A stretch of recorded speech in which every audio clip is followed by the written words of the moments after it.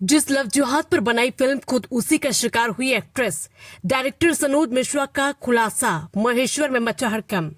एक ऐसी खबर जिसने पूरे देश को चौंका दिया। महेश्वर की वायरल गर्ल मोनालिसा, जो कभी सनातन संस्कृति और महाकुंभ की आइकॉन हुआ करती थी, उनके मुस्लिम युवक फरहान से निकाह के बाद अब बड़ा धमाका हुआ। The diary of Manipur film के डायरेक्टर सनोज मिश्रा आज मोनालिसा के परिजनों से मिलने महेश्वर पहुंचे। मोनालिसा के घर पहुंचे डायरेक्टर सनोज मिश्रा ने मीडिया से बात करते हुए इस विवाह को एक बहुत बड़ी साजिश करार दिया है।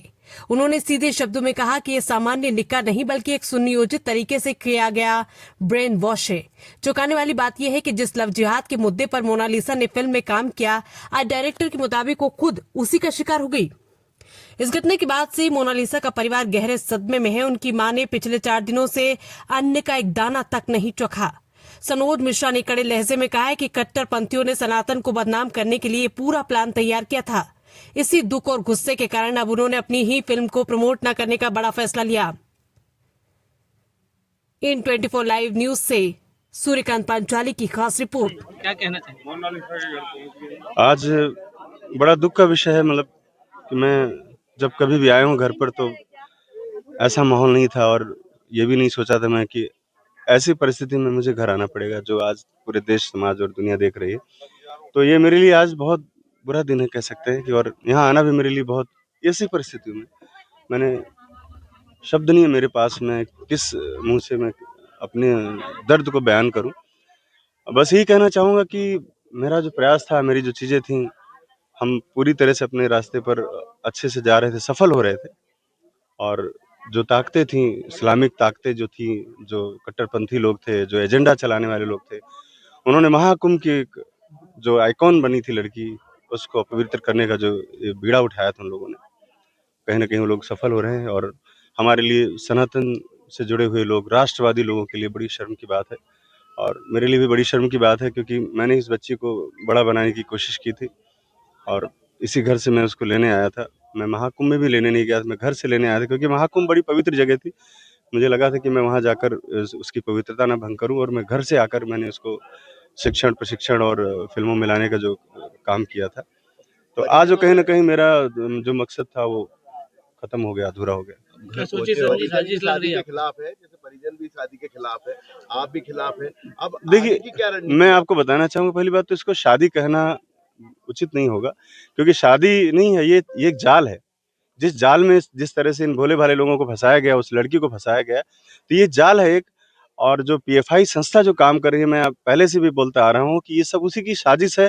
ऐसी कोई शादी वाली बात नहीं है, और ख़ास तौर पे मीडिया बंधुओं से मैं अनुरोध करना चाहूँगा कि जिस तरह से शादी की बातें चल रही हैं कि टीका लगा रहे हैं, मिठाई खिला रहे हैं, इसके बजाय हम इस पर बात क्यों नहीं करते कि पीएफआई ने किस तरह से बेवकूफ़ बनाया। आप लोगों ने देखा मीडिया में कि किस तरह से वहाँ के 2 घंटे के अंदर ही वहाँ पर पोस्टर बनकर आ जा रहा है, और लिखा हुआ है उस पर कि this is real Kerala story. तो ये देश के नाम पर, समाज के नाम पे, हमारे सनातन धर्म के नाम पर ये दब्बा है। जिस तरह से उन लोगों ने वहाँ पर बुलाकर जाल में फँसाकर भोले-भाले लोगों को और लड़की को कैप्चर किया, जिस तरह से उन लोगों ने ब्रेन वॉश किया उसका, वो ये वही लोग हैं जो बम बाँध करके कूद जाते हैं आदमी को और खुद को खत्म कर लेते हैं। तो ब्रेन वॉश करने में कितना समय लगेगा उनको, आप बताइए? उनको ट्रेनिंग दी जाती है। इस बात पर चर्चा क्यों नहीं होती है? पीएफआई पर चर्चा क्यों नहीं हो रही है? जिस तरह से फँसाया गया, एक-एक पॉइंट आप देखिए मेरे, एक-एक पॉइंट देखिए। जो बंदा रहने वाला है कहाँ का? बागपत का।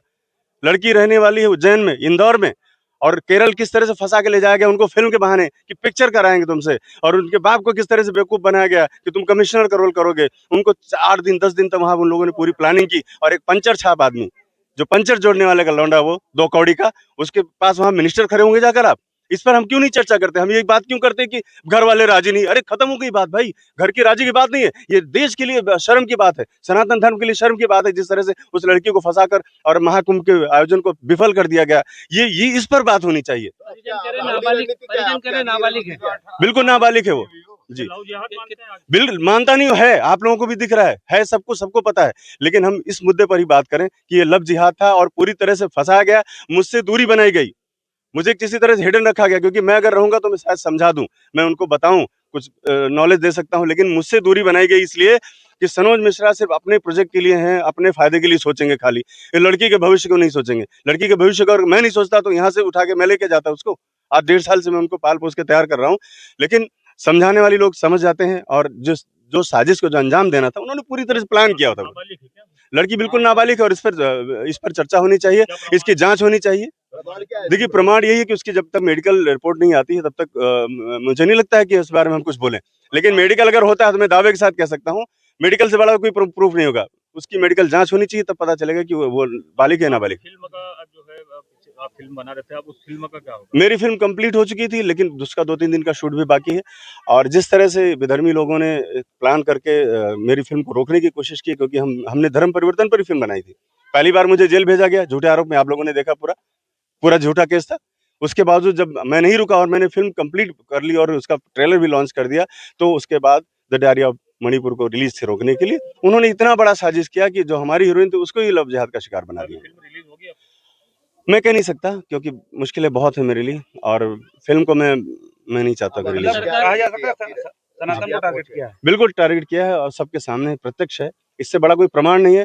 और जो मीडिया बंधु, मैं उनसे सबसे आग्रह करना चाहूंगा कि इस मुद्दे को हम लोग अगर हम नहीं उठाएंगे, देश के सामने नहीं लाएंगे, और सिंदूर लगा रही है, तिलक लगा रही है, लड्डू खिला रही है, इसके बजाय ये इस पर हम लोग क्यों नहीं बात करते हैं कि किस तरह से उसको फंसाया गया, कैसे लेके जाया गया केरल, जहां पर पीएफआई का गढ़ है, सीपीएम के जहां पे लोग बैठे हैं, सीपीआई के लोग जहां पे वामपंथी लोग बैठे हुए हैं। और आप बताइए, जो वामपंथी लोग कह रहे हैं वहां पर कि ये हिंदू मुस्लिम एकता का प्रतीक है।